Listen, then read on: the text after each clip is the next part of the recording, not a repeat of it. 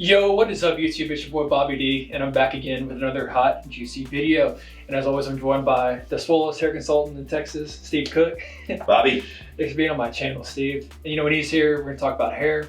And tonight, Steve, my question is, we both had hair transplants, and I'm kind of getting older. I'm seeing a few, grays on my side of my head. I'm, wondering, if it gets worse, is it possible for me to possibly dye my hair? If I needed to in the future, hopefully not now or anytime soon, but in the future.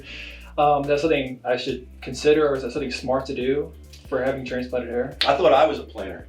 Oh my God. That's me. So yeah, Bobby, first of all, you don't have anything to worry about, all right?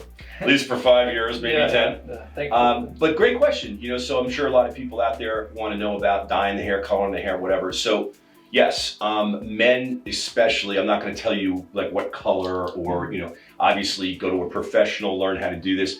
I'm not a big fan of the just for men stuff. Yeah. Men are notoriously, very busy, right? And they want to do things very quickly.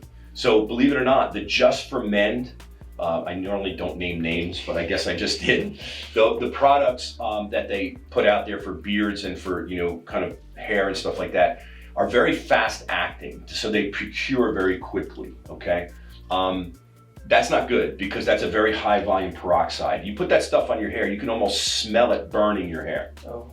Not good, so avoid that kind of stuff. I've always been, and don't take this the wrong way, more toward like the feminine side of hair color, okay? And what that means is I'm patient and I take my time and use very, very like non-high peroxide. So the volume of peroxide is not 40 volume peroxide. Maybe the highest volume would be 20.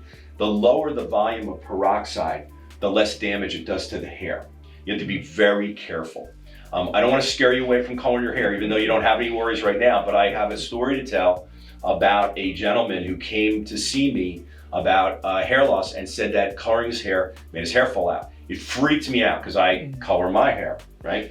And I was like, how's that possible? Like all of a sudden, I'm like, what's going on? He claims that he went to a salon, they used high volume peroxide, they left it on too long. And yeah, that can happen, and I never forgot about that. So there's different kinds of like natural hair colors you can purchase and things like that, but you want to be very careful about the peroxide and doing any damage to the hair. As far as hair color goes, and that's obviously just part of, again, our identity and how we want to look our best. I'm a big believer in, the non-gray myself because, I'm looking up at like the photos in my dad's house and see the great-grandpa. I'm like, oh, I don't want to look like that. So I guess the answer to the question, Bobby, is yes, coloring your hair is absolutely acceptable and can be done. It doesn't matter whether the hair is transplanted or not, but just be very careful. Make sure, and I know you'll research and you'll come to me, but don't just, get that stuff at Rite Aid or whatever it is, Walgreens, and shake it up and throw it on your hair and leave it on there for 6 minutes and wash it off. I think that's damaging.